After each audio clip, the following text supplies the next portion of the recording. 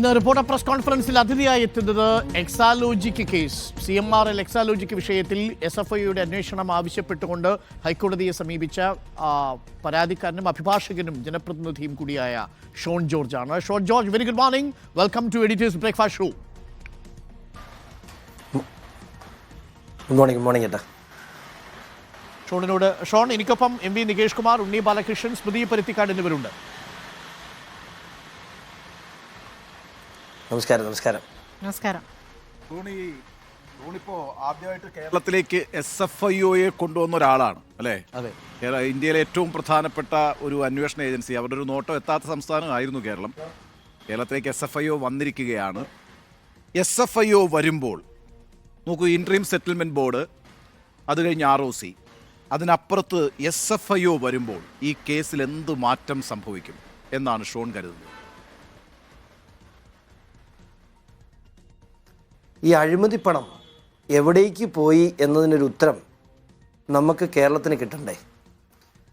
കേരള സമൂഹത്തിൽ ഒരു പൊതുമേഖലാ സ്ഥാപനത്തിന് പങ്കാളിത്തമുള്ള ഒരു പബ്ലിക് ലിമിറ്റഡ് കമ്പനിയിൽ നിന്നും 135 കോടി രൂപ ഒഫീഷ്യലി, അതിനപ്പുറത്തേക്ക് പറയാൻ നമ്മുടെ രേഖകളില്ല എങ്കിൽ പോലും 135 കോടി രൂപ ഒഫീഷ്യലി വിതരണം ചെയ്യപ്പെട്ടിരുന്നു കൈക്കൂലിയായി.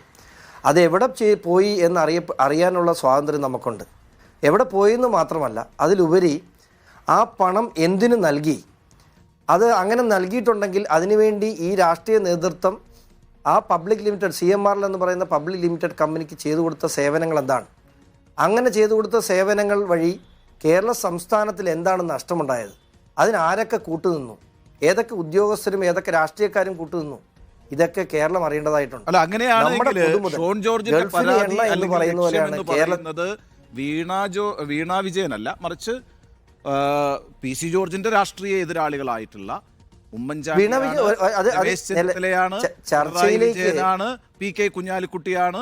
അങ്ങനെ ഒരു സ്കോർ സെറ്റിലിംഗ് ആണ്. അതെ, അത് ഇവർ മാത്രമല്ല, അതിന് താഴേക്കുണ്ട്. നമുക്കറിയാവുന്ന നേതാക്കന്മാർ ഇവരൊക്കെ ആണെങ്കിൽ, അല്ലെങ്കിൽ ഇൻട്രീം സെറ്റിൽമെന്റ് ബോർഡിന്റെ ഉത്തരവിൽ പറഞ്ഞിട്ടുള്ളത് പിണറായി വിജയനേ ഉള്ളൂ. പക്ഷേ റിപ്പോർട്ടിൽ പറഞ്ഞിട്ടുള്ള ഈ പേരുകൾ മുഴുവനുണ്ട്. ഇതിന് താഴേക്കുമുണ്ട്.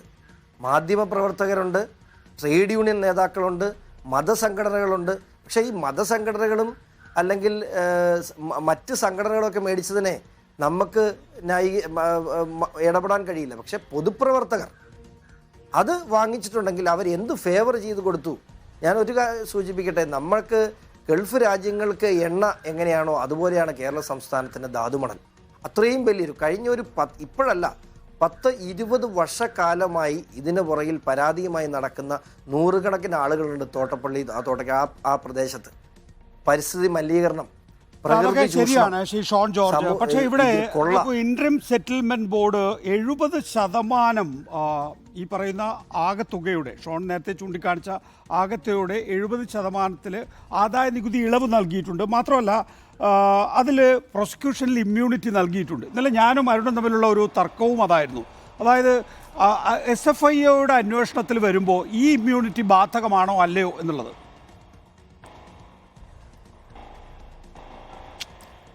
അതിന് ഞാനൊരു ഇന്നലെ ആ ചർച്ച ഞാനും കേട്ടിരുന്നു. അപ്പോൾ അതിനകത്ത് എനിക്ക് കൃത്യമായൊരു ഉത്തരവുള്ളത്, പ്രോസിക്യൂഷൻ ഇൻട്രീം സെറ്റിൽമെന്റ് ബോർഡിന്റെ ഉത്തരവാദിത്തം ഉണ്ടാകുന്ന ഒരു IT റിലേറ്റഡ് ഇഷ്യൂ ഉണ്ടാകുന്നു. ഇൻകം ടാക്സ് വെട്ടിപ്പുമായി ബന്ധപ്പെട്ട ഒരു കമ്പനിയുടെ ഇഷ്യൂ ഉണ്ടാകുമ്പോൾ ആ കമ്പനിക്ക് വിശദീകരിക്കാൻ അന്വേഷണം നടന്നു. PCIT ആണ് അതിന് principal commission of income tax, അവരാണ് അതിൻ്റെ അന്വേഷണം നടത്തിയത്. അവരുടെ അന്വേഷണ റിപ്പോർട്ടിൻ്റെ അടിസ്ഥാനത്തിൽ ഇവരെ വിളിച്ചുകൊണ്ട് ഒരു വിഷയം സെറ്റിൽ ചെയ്യാൻ. അപ്പോൾ അതിനകത്ത് സ്വാഭാവികമായും കുറേ കണക്കുകൾ കമ്പനി നടത്തും. ഞങ്ങൾ അവിടെ മുടക്കി, ഇവിടെ മുടക്കി, ഞങ്ങളുടെ റോ മെറ്റീരിയൽസ് കിട്ടാൻ വേണ്ടി അവിടെ മുടക്കേണ്ട വന്നു, ലോറി കൂലി കൊടുത്തു. അങ്ങനെ അവരുടെ സ്റ്റേറ്റ്മെൻറ്റ് നോക്കിയാൽ മനസ്സിലാക്കുക. അങ്ങനെ ഒത്തിരി മിസ്ലേനിയസ് എക്സ്പെൻഡിച്ചർ അവർ കാണിക്കാൻ ശ്രമിച്ചു. അല്ലെങ്കിൽ അതിനെല്ലാം 3 ഇരട്ടി അവർ പെനാൽറ്റി കൊടുക്കേണ്ടതായിട്ടുണ്ട്. അങ്ങനെ ഒരു 70% വേവ് ഓഫ് ചെയ്തിട്ട് പിന്നെയും പറഞ്ഞു 30%. ആ 30% എന്ന് പറഞ്ഞാൽ തന്നെ 10-45 കോടി രൂപയാണ്. എന്നിട്ട് അവരോട് ഇത് പറഞ്ഞു, അവർക്ക് നിങ്ങൾക്ക് IT റിലേറ്റഡ്, അതായത് ഇൻകം ടാക്സുമായി റിലേറ്റ് ചെയ്തിട്ടുള്ള ഒരു ഇമ്മ്യൂണിറ്റി നിങ്ങൾക്ക് നൽകുന്നുണ്ട്. എന്താണ്? നിങ്ങൾ നൽകിയ മൊഴികളെ ഒന്നും നിങ്ങൾ തിരുത്താതിരുന്നാൽ. ഇപ്പോൾ തന്നെ ആ ഇമ്മ്യൂണിറ്റി പോയി. എന്താണെന്നറിയോ? അത് ഞങ്ങളെ ഭീഷണിപ്പെടുത്തി പറയിപ്പിച്ച മൊഴിയാണെന്ന് ഹൈക്കോടതിയിൽ ഇതിൻ്റെ chief finance officer Krishnakumar something ഉള്ള പേര് ഞാൻ മറന്നുപോയി, അദ്ദേഹം ഫയൽ ചെയ്തിട്ടുള്ള അഫിഡവിറ്റിൽ സുരേഷ് കുമാറാണ് ആ അഫിഡവിറ്റിൽ അതെ അദ്ദേഹത്തിൻ്റെ പേര് ഞാൻ പറഞ്ഞത് ക്ഷമിക്കണം, അദ്ദേഹം ROCക്ക് ഫയൽ ചെയ്തിട്ടുള്ള അഫിഡവിറ്റിലും ഹൈക്കോടതിയിൽ ഫയൽ ചെയ്തിട്ടുള്ള കൗണ്ടറിലും ഇത് ഞങ്ങളെ ഭീഷണിപ്പെടുത്തി ഞങ്ങളുടെ കമ്പനിയുടെ ഇടപാടുകളുമായി ബന്ധമില്ലാത്ത, കമ്പനിയെക്കുറിച്ച് അറിയാൻ മേലാത്ത ഉദ്യോഗസ്ഥർ കൊടുത്ത മൊഴിയാണെന്നും ഞങ്ങൾക്ക് ഇതിനകത്ത് ബന്ധമില്ലെന്നും പറഞ്ഞപ്പോൾ തന്നെ കമ്പനീസ് ആക്ട് പ്രകാരം ഇമ്മ്യൂണിറ്റി പോയി. അല്ലേ തന്നെ ഇമ്മ്യൂണിറ്റി എന്തിനാണ് ഉള്ളത്? IT റിലേറ്റഡ് മാറ്റർ, ഇൻകം ടാക്സുമായി ബന്ധപ്പെട്ട് ഇനി ഒരു പുതിയ ഫൈൻ ഇതുമായി റിലേറ്റ് ചെയ്ത് CMRന് മാത്രം, നമ്മൾ ശ്രദ്ധിക്കേണ്ടത് CMRന് മാത്രം വരാതിരിക്കാൻ വേണ്ടിയാണ് ഇമ്മ്യൂണിറ്റി പോയി. ഷോൺ ജോർജ്, നോക്കൂ, ഈ കേസുമായി താങ്കൾ ഹൈക്കോടതിയെ സമീപിക്കുമ്പോൾ താങ്കളുടെ മുന്നിൽ ഉണ്ടായിരുന്നത് CMRL എക്സാലോജിക്, അതുമായി ബന്ധപ്പെട്ട് പിണറായി വിജയന്റെ മകൾക്കെതിരെ അന്വേഷണം എത്തണമെന്നുള്ള ഒരു വ്യക്തിപരമായ താല്പര്യം താങ്കൾക്കുണ്ടായിരുന്നുവെന്ന് താങ്കൾ റിപ്പോർട്ടറിൽ തന്നെ തുറന്ന് സമ്മതിച്ചതാണ്. അത് താങ്കളുടെ പിതാവായ PC ജോർജിനെ പിണറായി വിജയൻ എങ്ങനെയാണ് കൈകാര്യം ചെയ്തത് എന്ന വിഷയത്തിലുള്ള വ്യക്തിപരമായ വിരോധമായിരുന്നു ഈ കേസിന്റെ തുടക്കം എന്നാണ് അങ്ങ് പറഞ്ഞത്. പിന്നീട് താങ്കൾ ഇപ്പോൾ BJP ക്യാമ്പിലേക്ക് എത്തിയിരിക്കുന്നു. ഇപ്പോൾ താങ്കളെ ഇന്നലെ CPI സംസ്ഥാന സെക്രട്ടറി വിശേഷിപ്പിച്ചത് BJP പാർട്ടിയിലേക്ക് ചേർന്നിരിക്കുന്ന പരാതിക്കാരൻ എന്നാണ്. ആ ഷോൺ ജോർജ്, BJP-കാരനായ ഷോൺ ജോർജ് ഇപ്പോൾ പരാതിയുടെ പരിധി കൂട്ടുകയാണ്. അത് പിണറായി വിജയനിൽ നിന്ന്, വീണ വിജയനിൽ നിന്ന്, അത് ഉമ്മൻചാണ്ടിയിലേക്ക്, ഇബ്രാഹിം കുഞ്ഞിലേക്ക്, കുഞ്ഞാലിക്കുട്ടിയിലേക്ക്, പിന്നെ ഇതുമായി ബന്ധപ്പെട്ട പേര് വന്നതും വരാത്തതുമായ മുഴുവൻ ആളുകളിലേക്കും അന്വേഷണം പോകണമെന്നാണ്. അപ്പോൾ അതൊരു പാർട്ടി താല്പര്യം കൂടിയാണ് എന്നതാണ് CPM-ന്റെ ആരോപണം. അതിനത് വ്യക്തമായ മറുപടി 9-ാം മാസം 23/9/2023 ഞാൻ കൊടുത്ത പരാതിയുടെ കോപ്പി എല്ലാ മാധ്യമപ്രവർത്തകർക്കും അയച്ചിട്ടുണ്ട്. 788 പേജാണ് ആ പരാതി. ആ പരാതിയിൽ പിണറായി വിജയൻ കൊണ്ട് നിർത്തണം എന്നല്ല ഞാൻ പറഞ്ഞിട്ടുള്ളത്. സമഗ്രമായ അന്വേഷണം, ഈ PCIT റിപ്പോർട്ടിൽ പരാമർശിച്ചിട്ടുള്ള മുഴുവൻ ആളുകൾക്കും, പിന്നെ എന്നെ സംബന്ധിച്ചിടത്തോളം ഇമ്മീഡിയറ്റ് ആയിട്ട് എൻ്റെ റിട്ടിൽ പിണറായി വിജയനെ കൊണ്ട് ഞാൻ അവസാനിപ്പിച്ചതിൻ്റെ കാര്യം, ഞാൻ ഈ റിട്ട് ഫയൽ ചെയ്ത അന്നും, അതായത് ഡിസംബർ മാസം 13-ാം തീയതിയും അവിടെ അനധികൃത ഖനനം നടക്കുന്നുണ്ടായിരുന്നു. ഞാൻ റിട്ട് ഫയൽ ചെയ്തതിന് ശേഷം 5 വർഷക്കാലം മുമ്പ് 2019 കേന്ദ്ര സർക്കാർ ഉത്തരവ് പുറപ്പെടുവിച്ചത് ഇത്തരത്തിലുള്ള ഏത് ഖനനവും PSUകൾ വഴി മാത്രമേ. അതൊക്കെ ആയിക്കോട്ടെ, ഞാൻ ചോദിക്കുന്നത് ഈ SFIOയുടെ അന്വേഷണത്തിലെ ഈ പറയുന്ന വീണ തൈക്കണ്ടി മാത്രമേ ഉള്ളൂ, അല്ല അതിന്റെ ജൂറിസ്ഡിക്ഷനിലും മറ്റെല്ലാം വരുമോ? അതാണ് ഈ CMRലേക്കും KSIDCയിലേക്കും ഒക്കെ പോകാൻ പറ്റുന്ന രീതിയിൽ നിങ്ങൾ ആ വീണ തൈക്കണ്ടി എന്നുള്ള പേര് ഒന്ന് മാറ്റിവെക്കുക. മുഖ്യമന്ത്രിയുടെ മകൾ വീണ തൈക്കണ്ടി എന്ന് പറയുന്ന വ്യക്തി ഞാൻ കണ്ടിട്ട് പോലും ഇല്ല, എനിക്ക് അവരെ ഒരു വിരോധമില്ല. പക്ഷേ മുഖ്യമന്ത്രിയുടെ മകൾ എന്ന നിലയിൽ അധികാര ദുർവിനിയോഗം അവരുടെ കമ്പനി വഴി നടന്നു എന്നുള്ളതിൻ്റെ പ്രശ്നം. അല്ലാതെ എനിക്ക് വ്യക്തിപരമായി വീണ തൈക്കണ്ടി എന്ന് പറയുന്ന സ്ത്രീയോട് എനിക്ക് ഒരു വിരോധമില്ല. മുഖ്യമന്ത്രിയെ തന്നെയാണ് ലക്ഷ്യമിടുന്നത് എന്നാണ് MV ഗോവിന്ദൻ ഇന്നലെ വാർത്താ സമ്മേളനത്തിൽ പറഞ്ഞത്. അപ്പോൾ നിങ്ങൾ അങ്ങനെ തന്നെയാണ്, അതിലൊരു സംശയം, ഞാൻ ഒന്ന് പൂർത്തിയാക്കട്ടെ. താങ്കളും താങ്കളുടെ പിതാവും BJP-യിൽ ചേർന്ന അതേ ദിവസമാണ് SFIO അന്വേഷണം വരുന്നത്. അപ്പോൾ അത് ഒരു ആലോചനയുടെ ഭാഗമായിട്ടാണോ? ആ രൂപത്തിൽ ഒരു സംശയം ഉയരുന്നു. ലോജിക്കലായിട്ട് നമ്മൾ ചിന്തിച്ചാലേ 12-ാം തീയതിയാണ് ഇനി ഹൈക്കോടതിയിൽ, ഈ മാസം 12-ാം തീയതിയാണ് കേസ് വരുന്നത്. പിന്നെ 10-ാം തീയതി അന്വേഷണം പ്രഖ്യാപിക്കും. എനിക്ക് കൺട്രോളുള്ള, അല്ലെങ്കിൽ ഞാൻ പറഞ്ഞിട്ടോ എനിക്ക് കൺട്രോളുള്ള ഒരു അന്വേഷണമാണ്, അല്ലെങ്കിൽ ഞാൻ പറഞ്ഞിട്ടാണ് അന്വേഷണം വരുന്നതെങ്കിൽ ഞാൻ BJP ചേർന്ന് അന്ന് തന്നെ ഈ അന്വേഷണത്തിൻ്റെ ഓർഡർ ഞാൻ ഇടിയിപ്പിക്കുമോ? സാമാന്യ ബോധമില്ലേ? നമ്മളൊക്കെ അരിയാഹാരം കഴിക്കുന്നവരല്ലേ? ഇതേ ആരോപണം സ്വാഭാവികമായും CPM പറയുമെന്ന് എനിക്ക് ബോധ്യമില്ലേ? ഇതിനകത്ത് മറ്റൊരു സംശയമുള്ളത്, നേരത്തെ 3 ROCമാരെ ഉൾപ്പെടുത്തിക്കൊണ്ട് ഒരു അന്വേഷണം പ്രഖ്യാപിച്ചിരിക്കുകയാണല്ലോ. ആ അന്വേഷണം പ്രഖ്യാപിച്ചുകൊണ്ടിരിക്കുന്ന സമയത്താണ് അതിന് 4 മാസത്തെ സമയം കൊടുക്കുന്നു. ഇപ്പോൾ ഒരു 4-അംഗ സംഘം രണ്ടും നിലനിൽക്കുമോ അതോ ഏതാണ് നിലനിൽക്കുക? ഇല്ല. ഒരു വിഷയത്തിൽ SFIയുടെ അന്വേഷണം ഓർഡർ ചെയ്ത് കഴിഞ്ഞാൽ ആ വിഷയവുമായി ബന്ധപ്പെട്ട് ഇപ്പോൾ സ്റ്റേറ്റ് വിജിലൻസോ സ്റ്റേറ്റ് പോലീസോ പോലും അന്വേഷണം നടക്കുന്നുണ്ടെങ്കിൽ ഫയൽ ഉൾപ്പെടെ SFIക്ക് ഹാൻഡ് ഓവർ ചെയ്യണം. അതാണ് നിയമം. ഇപ്പോൾ ആദ്യം പ്രഖ്യാപിച്ച അന്വേഷണം അപര്യാപ്തമാണെന്ന് ഞാൻ പറഞ്ഞതിൻ്റെ കാര്യം, ആ അന്വേഷണത്തിൻ്റെ പരിധിയിൽ വരുമ്പോൾ CMRന് ഓൾറെഡി ഇമ്മ്യൂണിറ്റി ഉണ്ട്. KSIDCക്കും എക്സാലോജിക്കെതിരെ അന്വേഷണം വന്നാൽ തന്നെയും ഞാൻ പറഞ്ഞ വൈഡ് ആംഗിളിലേക്ക് ആരൊക്കെ ഈ കൈക്കൂലി വാങ്ങിച്ചു എന്ന ആംഗിളിലേക്ക് ഒരിക്കലും 210 അനുസരിച്ചുള്ള എൻക്വയറിക്ക് പോകാൻ കഴിയില്ല.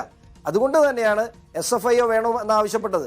കഴിഞ്ഞ കൊടുത്ത ഹൈക്കോടതിയിൽ SFIOയും കേന്ദ്ര കോർപ്പറേറ്റ് അഫയേഴ്സ് മന്ത്രാലയത്തെ പ്രതികരിച്ച അഭിഭാഷകൻ വന്ന് പറഞ്ഞത് ഞങ്ങൾ ട്യൂട്ടൻ എൻക്വയറി ഓർഡർ ചെയ്തിട്ടുണ്ട്. അത് രേഖാമൂലം കോടതിയിൽ സമർപ്പിക്കുന്നു.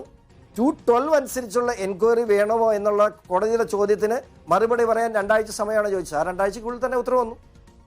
ബിനീഷ് ഇപ്പോൾ അല്ല ഷോൺ ഇപ്പോൾ ഞാൻ ചോദിക്കാൻ പോയത് ബിനീഷുമായി ചേർന്നുള്ള ലീഗൽ ഫേം അതിപ്പോഴും ഉണ്ടോ? നിങ്ങൾ രണ്ടുപേരും ചേർന്നുള്ള സംവിധാനം ഇപ്പോഴുണ്ട്, അത് എന്നും ഉണ്ടാവും. അപ്പോൾ ഒരു സംശയം എന്താണെന്ന് വെച്ചാൽ ഈ വാർത്തകൾക്കിടയിൽ വന്ന ഒരു പരാമർശം അല്ലെങ്കിൽ ഒരു വിമർശനം എന്നുള്ളത് ബിനീഷുമായി ബന്ധപ്പെട്ട കേസ് വന്നപ്പോൾ പാർട്ടി ബിനീഷിനെ പ്രതിരോധിച്ചില്ല. കോടിയേരി പാർട്ടി സെക്രട്ടറി സ്ഥാനത്ത് നിന്ന് രാജിവെക്കുക പോലും ചെയ്തിരുന്നു.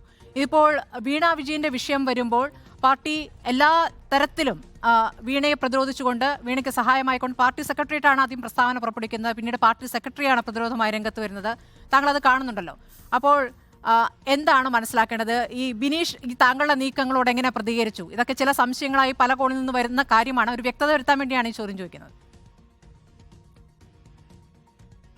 ഞാൻ ഇന്ന് വരെ ഏതൊക്കെ ചാനലിൽ ചർച്ചയ്ക്ക് പോയിട്ടുണ്ടോ അവിടെ എല്ലായിടത്തും എന്നോടുള്ള ഒരു ചോദ്യം ഇതായിരുന്നു. പ്രത്യേകിച്ച് പലയിടത്തും ആദ്യത്തെ ചോദ്യം തന്നെ ഇതായിരുന്നു. ഞാനൊരു കാര്യം വ്യക്തമായി പറയാം. 1999 മുതൽ ഇന്ന് വരെ ഞങ്ങളുടെ വിദ്യാഭ്യാസമെല്ലാം ഒരുമിച്ചായിരുന്നു.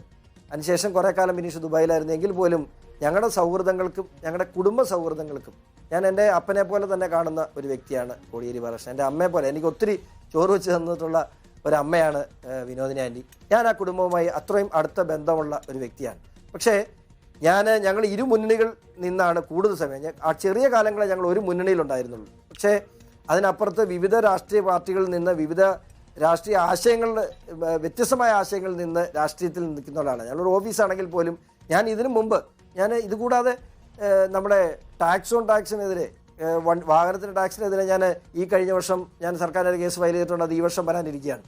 അത് ഇറിഗേഷനെതിരെ ഞാൻ കേസ് ഫയൽ ചെയ്തിട്ടുണ്ട്. PWDക്കെതിരെ ഞാൻ കേസ് ഫയൽ ചെയ്തിട്ടുണ്ട്. ഞാൻ മറ്റാളുടെ ചോദിക്കാറില്ല. ബിനീഷിനെ കൂടിയ സംശയത്തിന്റെ നിഴലിൽ നിർത്താമല്ലോ വേണമെങ്കിൽ. അപ്പോൾ ബിനീഷ് ആ കാര്യത്തിൽ എന്തെങ്കിലും പ്രതികരിച്ചിട്ടുണ്ടോ? നിങ്ങൾക്കിടയിൽ അങ്ങനെ ഒരു കാര്യം സംസാരം ഉണ്ടായിട്ടുണ്ടോ? അത് പൊതുസമൂഹത്തിന്റെ വിഷയമല്ല, അവരുടെ ഉൾപാർട്ടി പ്രശ്നമാണ്. അല്ല, അങ്ങനെയല്ല.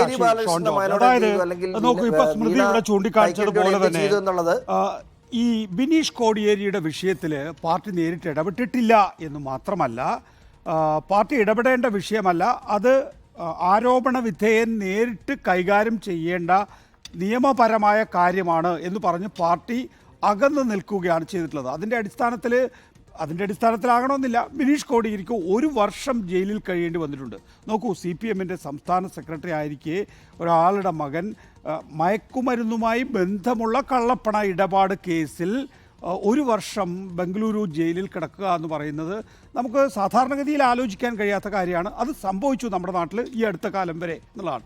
ആ ഘട്ടത്തിൽ തന്നെയാണ് കോടിയേരി ബാലകൃഷ്ണൻ സംസ്ഥാന സെക്രട്ടറി പദവി നിന്ന് മാറി നിൽക്കുന്നത്. അദ്ദേഹം പറഞ്ഞത് അനാരോഗ്യമാണെങ്കിൽ തന്നെയും പിന്നീട് അദ്ദേഹം മലയാള മനോരമയ്ക്ക് നൽകിയ ഒരു അഭിമുഖത്തിൽ ഇതുതന്നെയായിരുന്നു കാരണം എന്ന് വ്യക്തമാക്കിയിട്ടുണ്ട്.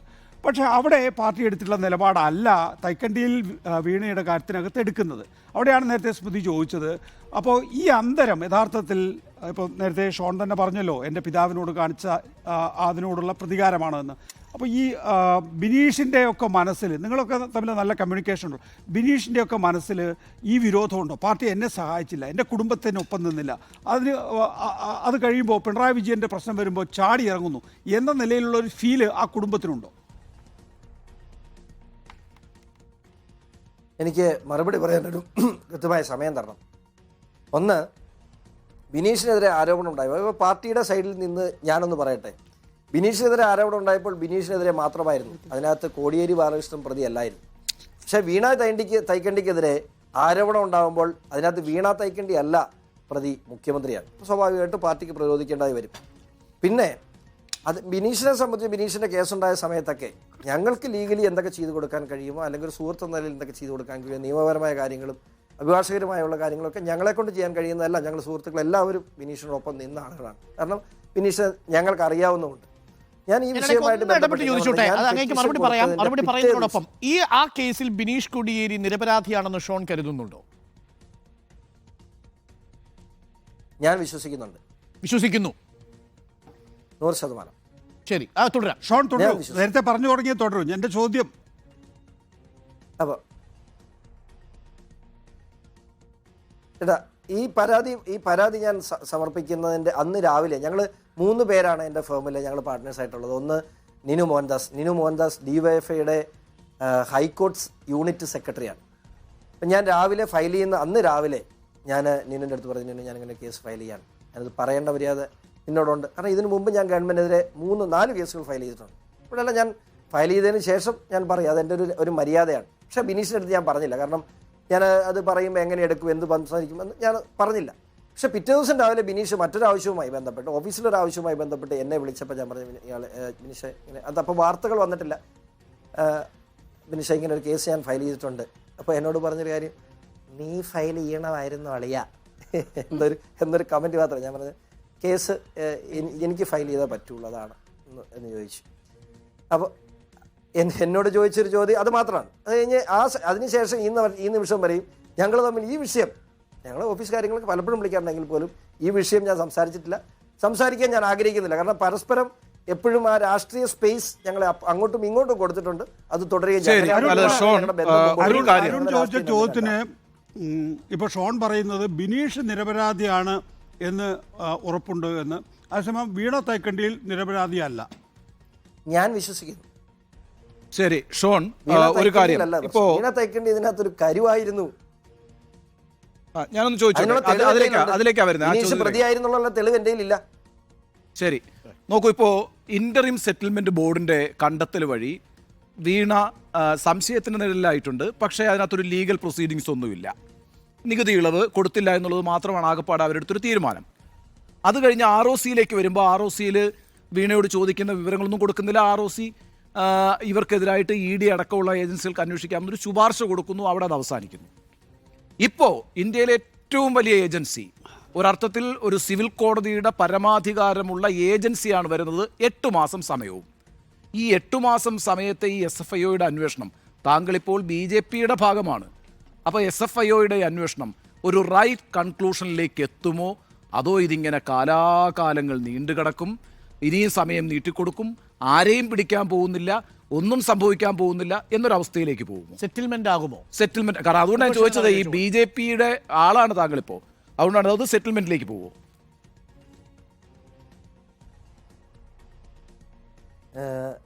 ഇത് ചേട്ടൻ മാത്രമല്ല, എന്നെ ഞാൻ കേസ് കൊടുത്തു വാർത്ത പുറത്തു വന്നതിന് ശേഷം കേരള സമൂഹത്തിൽ എന്നോട് സംസാരിക്കാൻ 90% ആളുകളും ചോദിക്കുന്നൊരു ചോദ്യമാണ്. അപ്പോൾ ഞാനതിനെ ഞാൻ വ്യക്തിപരം ഞാൻ പറയാമല്ലോ, എനിക്ക് വ്യക്തിപരമായി ഞാൻ ഇപ്പോൾ ഫയൽ ചെയ്തിട്ടുള്ള എക്സിബിറ്റ്സ് മാത്രം മതി. താങ്കളുടെ വ്യക്തിപരമായ കാര്യങ്ങളൊക്കെ മാറ്റി ചോദ്യം വളരെ ഡയറക്റ്റാ. 8 മാസം ഏറ്റവും പ്രധാനപ്പെട്ട അന്വേഷണ ഏജൻസി, ഈ അന്വേഷണത്തിന് പിന്നെ BJPയുടെ ഭാഗം. അപ്പോൾ പ്രശ്നം തീരുമോ? പൂർത്തീകരിക്കാൻ ഒരു സമയം തരും. പറഞ്ഞു ഒന്ന് പൂർത്തീകരിക്കാൻ സമയം തരൂ.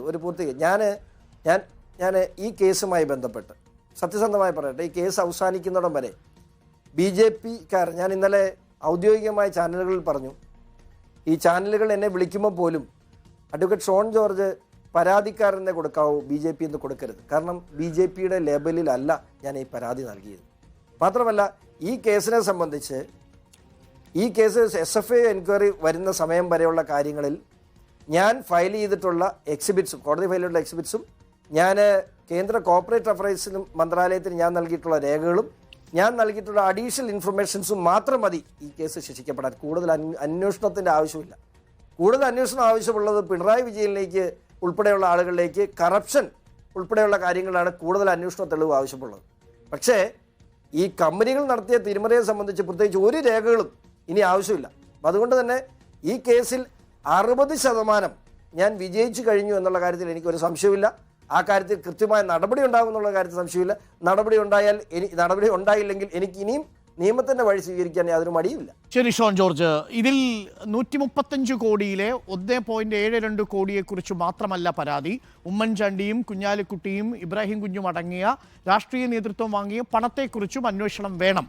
കോൺഗ്രസിന്റെയും UDFന്റെയും കൈകൾ ഇതിൽ ശുദ്ധമാണെന്ന് ഷോൺ ജോർജ് കണക്കാക്കുന്നുണ്ടോ? ഞാൻ ഇന്നലെ പറഞ്ഞൊരു കാര്യമുണ്ട്. അന്വേഷണം നടന്നിട്ട് LDFും UDFും BJPയും ഇവിടെ ഏതൊക്കെ രാഷ്ട്രീയ പാർട്ടികളുണ്ട് അവരും, ഈവൻ PC ജോർജും ഈ ഷോൺ ജോർജും ആണ് പോലും കാശ് മേടിച്ചിട്ടുള്ള എല്ലാവരും ശിക്ഷിക്കപ്പെടുന്നേ. എവിടെയെങ്കിലുമൊക്കെ ഒരു തിരുത്തൽ വേണ്ടേ? കാലാകാലങ്ങളായി ഒരു മോഷണം തുടരുമ്പോൾ എവിടെയെങ്കിലും ഒരു തിരുത്തലുണ്ടാകണം. ആ തിരുത്തലുണ്ടായാൽ മാത്രമേ ഒരു സമൂഹത്തിൽ ഇത് ഒരിക്കലും എന്ത് തോന്നിവാസം ചെയ്താലും ഇവിടെ പിടിക്കപ്പെടില്ല എന്നൊരു തോന്നല് ഇവിടെ ബ്യൂറോക്രസിക്കുമുണ്ട്, ഇവിടുത്തെ രാഷ്ട്രീയ ഷോൺ, ഒരു കാര്യം അത് കൂടി എവിടെയെങ്കിലും പറയാനുള്ള പിടിക്കപ്പെടുന്ന കാരണം, ഒരു തോന്നലുണ്ടായാൽ 20,000 രൂപ ഒന്ന് സൂക്ഷിക്കും. മാത്രമാണ് വ്യക്തികൾക്ക് ക്യാഷായി വാങ്ങാൻ കഴിയുമെന്ന് നിയമം ഇരിക്കെയാണ് ഏകദേശം 70 കോടിയിലധികം രൂപ ഈ രാഷ്ട്രീയ നേതാക്കൾ പണമായി കൈപ്പറ്റിയിരിക്കുന്നത് എന്നാണ് ഇന്ത്യൻ സെറ്റിൽമെന്റ് ബോർഡിന്റെ റിപ്പോർട്ടിൽ പറയുന്നത്. അപ്പോൾ അതിൽ തന്നെ പ്രാഥമികമായൊരു നിയമലംഘനമുണ്ട്. ഇപ്പോൾ ഈ വിഷയം എന്തുകൊണ്ടാണ് ഷോൺ ജോർജ് ആദ്യഘട്ടത്തിൽ ഒരു പരാതി എഴുതി കൊടുക്കാതിരുന്നത്? കാരണം KSIDC എന്ന് താങ്കളുടെ താല്പര്യമുള്ള, നമുക്കൊക്കെ താല്പര്യമുള്ള 13.4% ഷെയറുള്ള CMRL ആണ്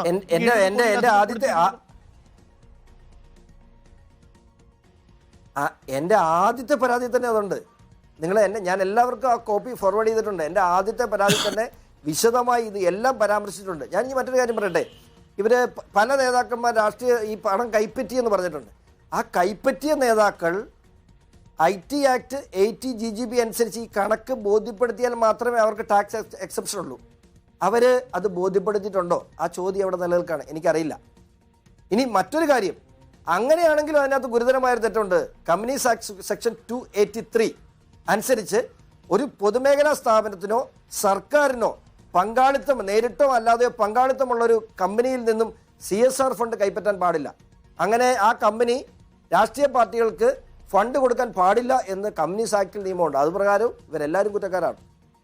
അല്ല, താങ്കൾ ഇപ്പോൾ പറഞ്ഞേ താങ്കൾ കൊടുത്തിരിക്കുന്ന ഹാജരാക്കിയ തെളിവുകൾ മതി ഈ കാര്യത്തിൽ ആളുകളെ ശിക്ഷിക്കാൻ, കൂടുതലായൊന്നും അന്വേഷിക്കേണ്ട എന്ന് പറയുന്നു. ശരി, 8 മാസം കൊടുത്ത സമയവുമുണ്ട്. ഞാൻ ചോദിക്കുന്നത്, ഈ പറയുന്ന ഈ 447 ഒക്കെ വരുമ്പോൾ SFIOയുടെ അന്വേഷണ പ്രകാരമാണെങ്കിൽ ഈ PMLA ആക്ട് വന്നതിൻ്റെ അടിസ്ഥാനത്തിൽ 10 ലക്ഷത്തിന് മുകളിലാണെങ്കിൽ 10 വർഷം വരെ തടവ് ശിക്ഷ ലഭിക്കാം. അത്തരം വകുപ്പുകളാണ് ഇതിനകത്ത് ഉൾപ്പെടുത്തിയിരിക്കുന്നത്. അപ്പോൾ ഈ 8 മാസത്തെ സമയമൊന്നും വേണ്ട, അതിനുള്ളിൽ തന്നെ ഒരു കൺക്ലൂഷൻ എത്തും. അത് വളരെ കൃത്യമായ രേഖകളും തെളിവൊക്കെ ഉണ്ട്. അപ്പോൾ ആളുകൾ അറസ്റ്റ് ചെയ്യപ്പെടുകയൊക്കെ ചെയ്യുമോ? തെരഞ്ഞെടുപ്പിന് മുൻപ് അത് തീരുമാനിക്കേണ്ട ആള് ഞാനല്ലല്ലോ. എന്നെ സംബന്ധിച്ച് ഈ 8 മാസത്തിനപ്പുറത്ത് ഈ അന്വേഷണം നീങ്ങിയില്ലെങ്കിൽ മാത്രമല്ലേ എനിക്കിനി റോളുള്ളൂ, എനിക്കിനി വോയിസ് ഉള്ളൂ. എനിക്ക് എത്തിക്കാൻ കഴിയുന്ന ഒരു അന്വേഷണത്തിലേക്ക് എത്തിക്കുക എന്നുള്ളത് ആ കടമ ഞാൻ പൂർത്തീകരിച്ചു. പക്ഷേ ആ പ്രോസസ് വളരെ ശരിയാണ്, താങ്കളുടെ കയ്യിലല്ല ആ കാര്യങ്ങൾ. പക്ഷേ ആ പ്രോസസ് ഒക്കെ നടക്കുമോ എന്നുള്ളതാണ് ചോദ്യം. ഇതൊക്കെ നടക്കണമല്ലോ. രേഖകൾ കൊടുത്തില്ല എങ്കിൽ റെയ്ഡ് നടത്തണം, പിന്നെ നോട്ടീസ് നൽകി വിളിച്ചു വരുത്തണം, അന്വേഷണത്തോട് സഹകരിച്ചില്ലെങ്കിൽ കസ്റ്റഡിയിലെടുക്കണം, പിന്നെ അറസ്റ്റ്, അങ്ങനെയൊക്കെയാണല്ലോ. ഇന്ന് വരെയുള്ള എൻ്റെ പരാതിക്ക് ശേഷം ഈ ജനുവരി മാസം വരെയുള്ള കോർപ്പറേറ്റ് അഫയേഴ്സ് മന്ത്രാലയത്തിൻ്റെയും ROCകളുടെയും ഓരോ സ്റ്റെപ്പും വളരെ കോൺഷ്യസ് ആയിരുന്നു. അത് എനിക്ക് കൃത്യമായി എനിക്ക് പറയാൻ കഴിയും. കാരണം എടുത്തു ചാടി ഒരു നടപടിയിലേക്ക് അവർ ഒരിക്കലും പോയില്ല. അതുകൊണ്ട് തന്നെയാണ് ഫസ്റ്റ് 210 ഓർഡർ ചെയ്തത്. പിന്നെയും SFI ഞാൻ നിന്ന് ROCയുടെ റിപ്പോർട്ടുകൾ വന്നു. കാരണം ഇതിനെ എന്തു സംഭവിക്കുമ്പോഴും ഇതിൻ്റെ ഒരു സൈഡിൽ നിൽക്കുന്നത് കേരളത്തിൻ്റെ മുഖ്യമന്ത്രിയാണ്. ഇതിൻ്റെ പുറകിൽ രാഷ്ട്രീയപരമായ ആരോപണങ്ങളുണ്ടാവും. അപ്പോൾ കാര്യത്തിലൊക്കെ വളരെ വേഗത്തിൽ കാര്യങ്ങൾ നീക്കിയ ഉദ്യോഗസ്ഥനാണ് ഇതിന്റെ തലപ്പത്തുള്ളത്, SFIO സംഘത്തിന്റെ തലപ്പത്തുള്ളത്. അതുകൊണ്ട് തന്നെ പ്രത്യേകിച്ച് സ്വാധീനങ്ങൾക്കൊന്നും അല്ല. എനിക്കും ചേച്ചിക്കും ഒരുപോലെ അല്ലേ ചേച്ചി അറിയത്തുള്ളൂ. നമുക്ക് രണ്ടുപേർക്കും ഒരുപോലെ അറിയാവുന്നൊരു കാര്യം എന്നോട് മാത്രമായിട്ട് ഒരു അഭിപ്രായം. അങ്ങനെയല്ല ഷോൺ. അതായത് ഇപ്പോൾ 210 തീരുമാനിക്കുന്നു. ആ 210 തീരുമാനിക്കുന്നത് കൊച്ചി ROCയുടെയും ബംഗളൂരു ROCയുടെയും റിപ്പോർട്ടിൻ്റെ അടിസ്ഥാനത്തിലാണ്. ആ ഘട്ടത്തിലാണ് താങ്കളുടെ റിട്ട് ഹൈക്കോടതിയിൽ വന്നത്. അക്കാര്യത്തിൽ 210 അന്വേഷണത്തിൽ കോർപ്പറേറ്റ് മന്ത്രാലയം നിൽക്കുന്നു എന്നാണ് കേന്ദ്ര സർക്കാരിൻ്റെ മറുപടിയിൽ നിന്ന് നമ്മൾ മനസ്സിലാക്കിയിട്ടുള്ളത്. ഇതേ ബംഗളൂരു ROCയുടെ തന്നെ പെട്ടെന്ന് 212 ഉത്തരവിടുന്നു. അതെങ്ങനെയാണത്?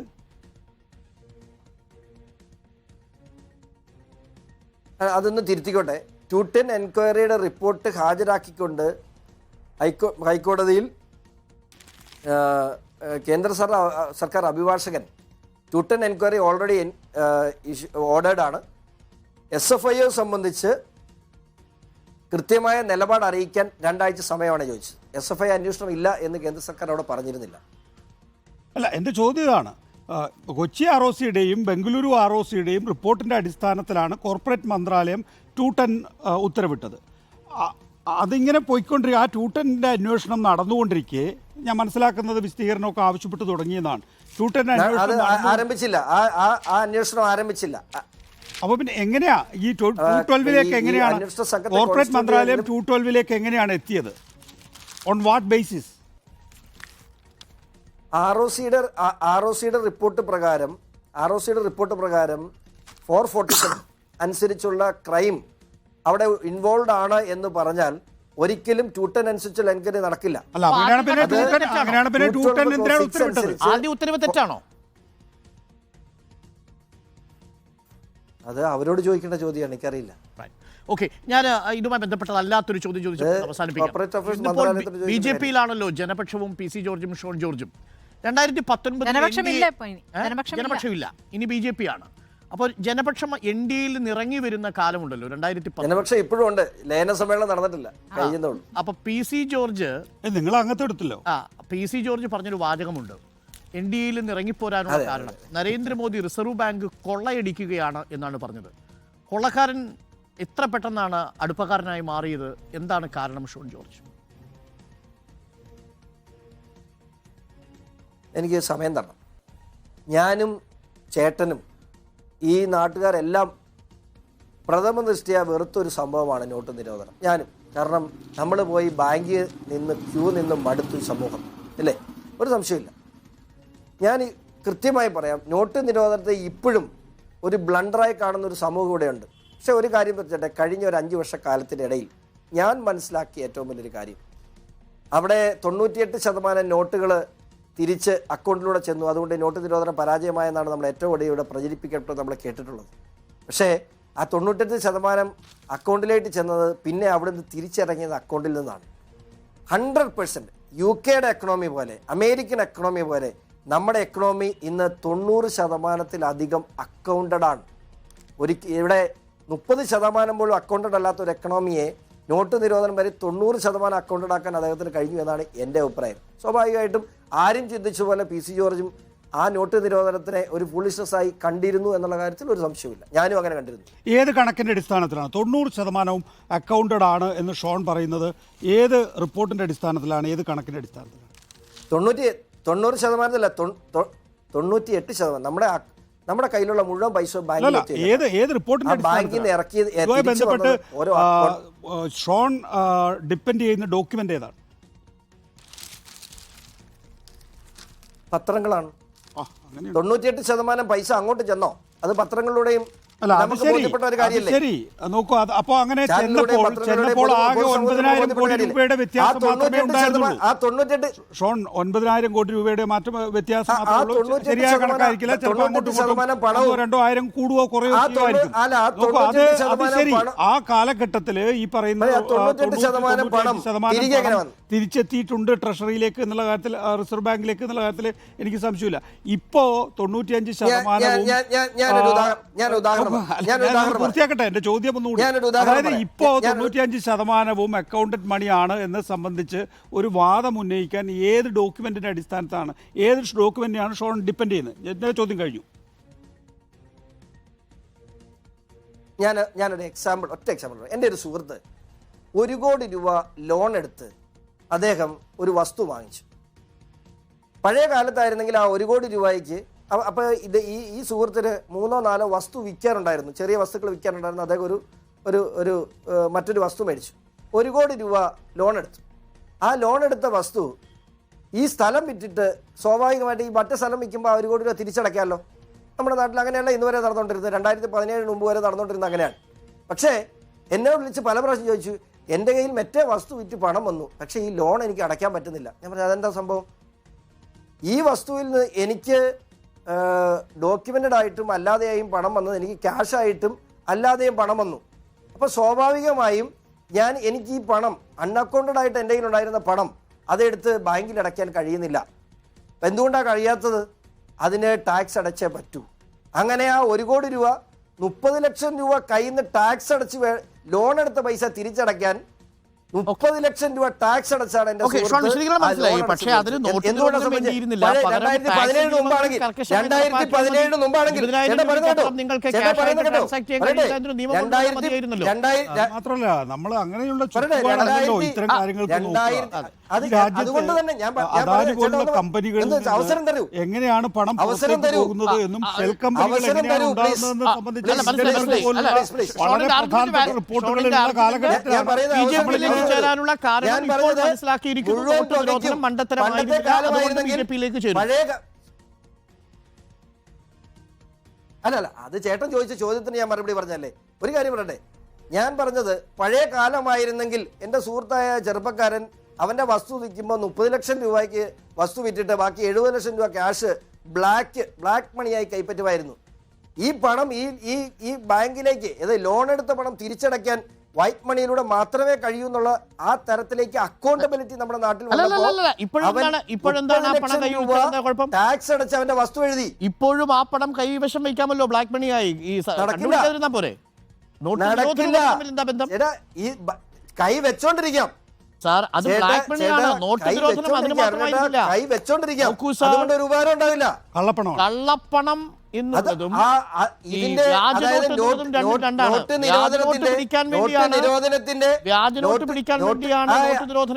അതാണ് നിങ്ങൾ മനസ്സിലാക്കാത്തത്. അരുൺ ചേട്ടൻ മനസ്സിലാക്കാത്ത, ഞാൻ ഫീൽഡിൽ നിൽക്കുന്ന ഒരാളാണ്. അരുൺ ചേട്ടാ, നിങ്ങൾ മനസ്സിലാക്കാത്ത ഒരു കാര്യം, കള്ളപ്പണം പിടിക്കാൻ വേണ്ടി മാത്രമായിരുന്നില്ല നോട്ട് നിരോധനം. ഈ നാട്ടിലെ അക്കൗണ്ടുകളിൽ വലിയ അക്കൗണ്ടബിലിറ്റി ഉണ്ടാക്കാൻ, ഞാൻ പറഞ്ഞില്ലേ, 1 കോടി രൂപ തിരിച്ചടയ്ക്കാൻ 30 ലക്ഷം രൂപ ഒരു മനുഷ്യന്. അതാണ് ഷോണിന്റെ വിശ്വാസം, പി സി ജോർജിന്റെ വിശ്വാസം അതാണ്. എന്തായാലും പാർട്ടിയിലേക്ക് ലയിച്ചു കഴിഞ്ഞു. ജനപക്ഷത്തിന്റെ ലയനം, വലിയ ലയനം ഉണ്ടാകുമോ? അങ്ങനെ ഒരു പരിപാടി പ്ലാൻ ചെയ്യുന്നുണ്ടോ ഷോൺ ജോർജ്? ഡേറ്റ് തീരുമാനിച്ചിട്ടില്ല. അമിത്ഷാജി വരുന്നു എന്നാണ് പറഞ്ഞത്. അദ്ദേഹത്തിന്റെ ഡേറ്റ് കൂടെ നോക്കിയ തീരുമാനം ഉണ്ടാവും. പത്തനംതിട്ടയിൽ പി സി ജോർജ് ആയിരിക്കുമോ സ്ഥാനാർത്ഥി എൻ ഡി എയുടെ?